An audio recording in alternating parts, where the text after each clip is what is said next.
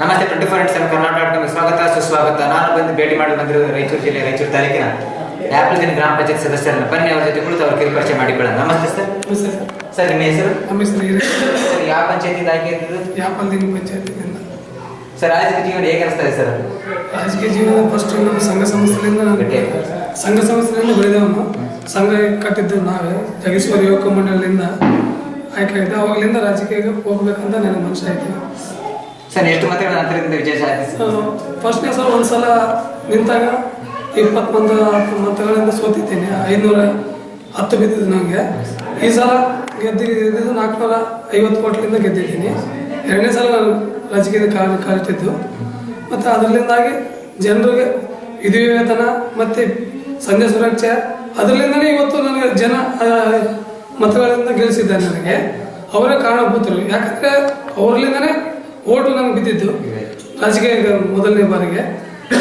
ಈಗಲೂ ಅವರೇ ನನಗೆ ಆಶೀರ್ವಾದ ಮಾಡಿದ್ದಾರೆ. ಅವರಿಂದನೇ ಮತ್ತೆ ಇನ್ನೂ ಹೆಚ್ಚಿಗೆ ಮಾಡಿದ್ದೀನಿ. ಈಗ ಸಂಧ್ಯಾ ಸುರಕ್ಷೆ ಆಗಲಿ, ವಿಧಿವೇತನ ಆಗಲಿ, ಮತ್ತು ಊರಿನ ಸಮಸ್ಯೆ ಭಾಳಷ್ಟು ನಮಗೆ ಕೇಳ್ತಾ ಇದ್ದಾರೆ.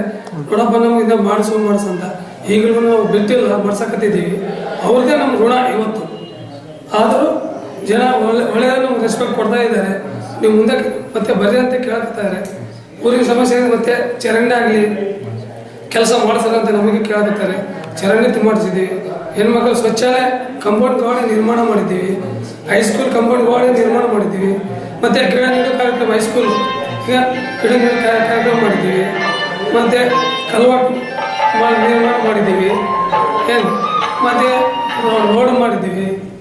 ಮತ್ತು ನೀರು ಪೂರ್ತಿ ನಮ್ಮ ಊರಾಗ ನೀರಿಲ್ಲ. ಸಮಸ್ಯೆ ಅಂದರೆ ಅಧ್ಯಕ್ಷರು ಕೇಳ್ಕೊಂಡು ಒಂದು ಲ್ಯಾಂಡ್ ಹೊಲ್ದಾಗ ಅವ್ರಿಗೆ ಕೇಳಿದಾಗ ಆಯ್ತಪ್ಪ ನೀವು ಎಲ್ಲನ ಮಾಡಿಸ್ತಾರ ಅಂತ ಹೇಳಿದೆ. ಅವ್ರು ಹೊಲ್ದವ್ರು ಕೇಳಿ 2 ಬೋರ್ವೆಲ್ ಹಾಕ್ಸಿ ಫುಲ್ ನೀರು ನಮ್ಮ ಊರಿಗೆ ವ್ಯವಸ್ಥೆ, ನೀರಿನ ವ್ಯವಸ್ಥೆ ಫುಲ್ ಆಗಿದೆ ಈಗ.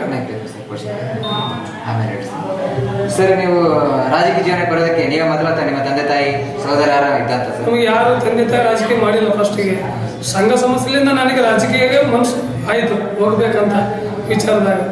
ಅದು ಬಿಟ್ಟರೆ ಇನ್ನೊಂದು ರಾಜಕೀಯ ಇಲ್ಲ ಸರ್. ಈ ಒಂದು ನಿಮ್ಮ ಅವಧಿ 3 ವರ್ಷ ಸರ್ ಕಳೆದಿದೆ ಸರ್. ಈ ಒಂದು ಅವಧಿಯಲ್ಲಿ ಯಾವ ಥರ ನೀವು ಜನಸೇವೆ ಮಾಡ್ತಾ ಬಂದಿದ್ದೀರಿ ಸರ್? ಜನಸೇವೆ ಯಾರೋ ನಾವು ಬಡವರಿಗೆ ನನಗೆ ಕೈಲಾದಷ್ಟು ಸತ್ತಿದ್ರೆ ಅವ್ರ ಮಣ್ಣಿಗೆ ಹೋಗಿ ನನಗೆ ಕೈಲಾದಷ್ಟು ಎಷ್ಟೋ ಖರ್ಚು ಮಾಡಿಕೊಂಡು ಅವ್ರಿಗೆ ಮಣ್ಣು ಮಾಡೋಕ್ಕೆ ರೊಕ್ಕ ಕೊಟ್ಟು ಬರ್ತೀನಿ. ಬಡವರಿಗೆ ಮಾತ್ರ, ಸೌಕರ್ಯಗಿಲ್ಲ. ಅವ್ರಿಗೆ ಇಲ್ಲಿಂದ ಯಾವಾಗಲೂ ನಾನು ಕರೀತಾರೆ. ಕರೀಲಿಲ್ಲ ಅಂದ್ರೂ ನಾವು ಹೋಗ್ತೀನಿ. ಅವ್ರ ಮಣ್ಣಿಗೆ ಹೋಗಿ ಮಣ್ಣು ಮಾಡಿ ಖರ್ಚು ಮಾಡಿ ನನಗೆ ಕೈಲಾದಷ್ಟು ಎಷ್ಟು ಆಗ್ತದೆ ಅಷ್ಟೇ ಮಾಡಿ ಬರ್ತೀನಿ. ಈ ಒಂದು ನಿಮ್ಮ ಅವಧಿ 1.5 ವರ್ಷ ಸರ್. ಇನ್ನು ಈ ಒಂದು ಅವಧಿಯಲ್ಲಿ ಯಾವ ಥರ ಜನಸೇವೆ ಮಾಡ್ಬೇಕಂತ ಅನ್ಕೊಂಡಿದ್ದೀರಾ ಸರ್? ಅವ್ರಿಗೆ ಮನೆಗಳ ಜನರು ಕೇಳೋದು ಫಸ್ಟು. ನಾವು ಈ ಪಂಚಾಯತಿಗೆ ಏನು ಮಾಡೋದು ಕೇಳಲ್ಲ. ನಮಗೆ ಮನೆ ಬೇಕಂದ್ರೆ ಇಂದು ಜನರಲ್ದಾಗ ಮನೆಗಳು ಬರೋಲ್ಲ, ಕಷ್ಟ. 1 ಮನೆ 2 ಮನೆ ಬರ್ತಾವೆ ಊರಿಗೆ. ಅವ್ರ ಜನರು ಬೈಕಂತಾರ, ಏನಪ್ಪ ಇಷ್ಟೇ ಮನೆ ಬರ್ತಾವೆ, ಯಾಕೆ ಕೊಡಂಗಿಲ್ಲ? ಯಾರ್ಯಾರು ಕೊಡ್ಬೇಕು? 10 ಕುಲದಾಗ ಒಂದೇ ಮನೆ ಆಗ್ತದೆ. ನನಗೆಲ್ಲ ನಿನಗಿಲ್ಲ ಅಂತಾರೆ. SC STಗಾದ್ರೆ ಭಾಳ ಬರ್ತಾವ, ಅವ್ರಿಗೆ ಕೊಡಬಹುದು. ಜನರಲ್ ಮಾತ್ರ ಕೊಡೋಕೆ ಆಗಲ್ಲ, ಸಾಧ್ಯವಿಲ್ಲ. ನೀವು ನಮ್ಮಿಂದ ಓಟ್ ಹಾಕ್ಸ್ಕೊಂಡ್ರಪ್ಪ ನಾವು ಮನೆ ಕೊಡೋಂಗಿಲ್ಲ ಅಂದ್ರೆ ನಾವು ಅವ್ರಿಗೆ ಉತ್ತರ ಕೊಡೋಕೆ ಆಗಲ್ಲ. ಏನು ಮಾಡ್ಬೇಕಂತ ವಿಚಾರ ಮಾಡ್ತೀವಿ. ಬಸವ ಯೋಜನೆ ಮುಂದೆ ಸಲ MLA ಸಾವ್ರು ಮಾಡಿದ್ರು. ಆದರೂ ಅಪ್ರೂವಲ್ ಆಯಿತು. ಮತ್ತೆ ಮನೆಗಳು ಬರಲಿಲ್ಲ. 116 ಮನೆ ಆಗಿದ್ದು ನಮ್ಮ ಊರಿಗೆ ಆಪಲ್ದಿನಿಗೆ. ಅದರಿಂದ ನಮ್ಮ ಜನರಿಗೆ ಚಲೋ ಆಯ್ತು ಅಂತ ಅನ್ಕೊಂಡಿದ್ವಿ. ಆದರೂ ಕೆಲಸ ಆಗಲಿಲ್ಲ. ಈಗ ಪ್ರಯತ್ನ ಮಾಡಿ ಕಾಂಗ್ರೆಸ್ ಲೀಡರ್ ಕಡೆಯಿಂದ ಆಶ್ವಾಸನೆ ಕೊಟ್ಟಾರ, ನಿಮಗೆ ಮುಂದಿನ ಮನೆಗಳು ಕೊಡ್ತೀವಪ್ಪ ನಿಮ್ಮ ಜನರಿಗೆ ಹಾಕ್ರಂತ. ಅವ್ರ ಪರದಿಂದ ನಾವು ಈಗ ಜನರಿಗೆ ಹೇಳ್ಕೊಂಡಿವಿ. ಮುಂದೆ ಆದರೆ ಚೆನ್ನಾಗುತ್ತೆ ಆಗ್ತದಂತ ನಾವು ಅವ್ರ ಬೇಡಿಕೆ ಈಡೇರಿಸ್ಕೋಬೋದಂತ ಮಾಡ್ಬೋದು ಸರ್. ಈಗ ಒಂದು ರಾಜಕೀಯ ಬಿಟ್ಟು ಬೇರೆ ಯಾವ ಸಂಘ ಸಂಸ್ಥೆಗಳು ನಿಮ್ಮನ್ನು ಗುರುತಿಸಿಕೊಂಡಿದ್ರಿ ಸರ್? ಫಸ್ಟು ನಾನು ಜಗೇಶ್ವರ ಯುವಕ ಮಂಡಳಿ ಕಟ್ಟಿದ್ದು, ಅದಕ್ಕೆ ಅಧ್ಯಕ್ಷ ನಾನೇ. ಅವಾಗಲಿಂದ ನಾನು ರಾಜಕೀಯ ಅದು 15 ವರ್ಷದಿಂದ ಈ ಜಗೇಶ್ವರ ಯುವಕ ಮಂಡಳಿ ಕಡೆಯಿಂದ ಮಾಡಕತ್ತಾ ಇದ್ದೀನಿ. ಅದ್ರ ಮೇಲೆ ಈಗ ರಾಜಕೀಯ ಬಂದೀನಿ ನಾನು. ಫಸ್ಟ್ನೇ ಸೋಲ್ತೀನಿ 20 ಓಟ್ల ಅಂತರದಿಂದ.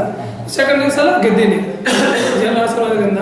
ಈ ಗೆಲ್ಲೋ ಕಾರಣ ಅಂದರೆ ಒಂದು ಸಂಧ್ಯಾ ಸುರಕ್ಷೆ ಯೋಜನೆ, ಒಂದು ವಿಧಿವೇತನ, ಜನರು ಅಭಿಪ್ರಾಯ ಒಳ್ಳೆಯವರು ಅಂತ ನಾನು ಕಳಿಸ್ಯಾರ. ಸೊ ಈಗ ರಾಜಕೀಯ ಜೀವನಕ್ಕೆ ಬರೋ ಗುರುಗಳು ಅಂತ ಹೇಳಿದ್ರೆ ಸರ್ ಯಾರಾದ್ರೆ? ಗುರುಗಳಿಂದ ಒಂದು ತಾತ ಇದ್ದ ಮಲ್ಲೇಶ್ ತಾತ ಅಂತ ಅವರೇ ಚೆನ್ನಾಗಿರ್ತಾನೆ ನಿಲ್ಲಪ್ಪ ಅಂತ ಹೇಳಿದ್ರು. ಅವ್ರ ಆಶೀರ್ವಾದದಿಂದ ನಾವು ಬಂದೀವಿ. ನಮ್ಮ ಈ 24x7 ಕರ್ನಾಟಕ ಮುಖಾಂತರ ಕೊನೆಯದಾಗಿ ಅವ್ರಿಗೆ ಏನು ಹೇಳಕ್ಕೆ ಇಷ್ಟಪಡ್ತೀರಿ ಸರ್? ಅವ್ರ ಋಣಿಯಾಗಿರ್ತೀನಿ. ಅವ್ರ ಮುಂದೆ ಸಮಸ್ಯೆ ಏನಿದ್ರು ಚರಂಡಿ ಆಗಲಿ, ಏನಾದ್ರು ಸಮಸ್ಯೆಗಳಿದ್ರೆ ಮನೆ ಮನೆ ಶೌಚಾಲಯ ಮಾಡ್ತಾರೆ ಅಂತ ಹೇಳಿದ್ದೀನಿ.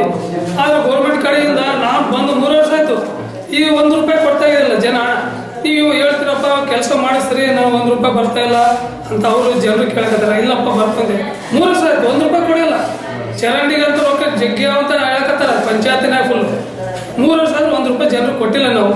ಅದು ಬೇಜಾರಾಗಿದೆ ನಮ್ಗೆ. ಯಾಕಂದ್ರೆ ಶೌಚಾಲಯ ಹೆಣ್ಣು ಮಕ್ಕಳು ದಾರಿ ರೋಡ್ ಹೋಗ್ತಾರ, ಅದು ನಮಗೆ ನಾಚಿಕೆಡಿದ ಊರಾಗ ವಿಷಯ ಆಯಿತು. ಆದರೆ ನಮಗೆ ತಿರುಗಾಡಿ ಎತ್ತಾಗ ಆಗಲ್ಲ.